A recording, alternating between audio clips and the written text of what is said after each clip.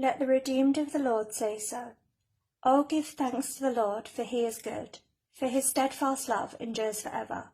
Let the redeemed of the Lord say so, whom he has redeemed from trouble, and gathered in from the lands, from the east and from the west, from the north, from the south. Some wandered in desert wastes, finding no way to a city to dwell in. Hungry and thirsty, their soul fainted within them. Then they cried to the Lord in their trouble, and he delivered them from their distress. He led them by a straight way till they reached a city to dwell in. Let them thank for the Lord for his steadfast love, for his wondrous works to the children of man. For he satisfies the longing soul, and the hungry soul he fills with good things.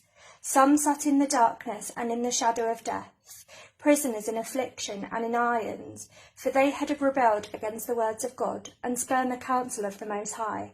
So he bowed their hearts down with hard labour. They fell down with none to help.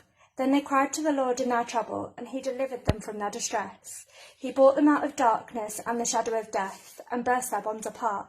He turns rivers into a desert, springs of water into thirsty ground, a fruitful land into a salty waste, because of the evil of its inhabitants.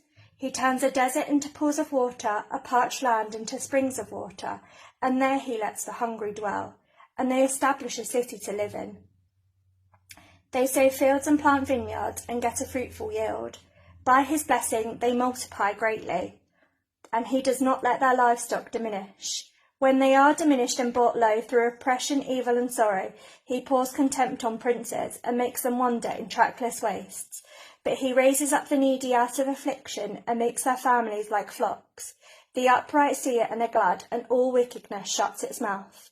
Whoever is wise, let him attend to these things. Let them consider the steadfast love of the Lord.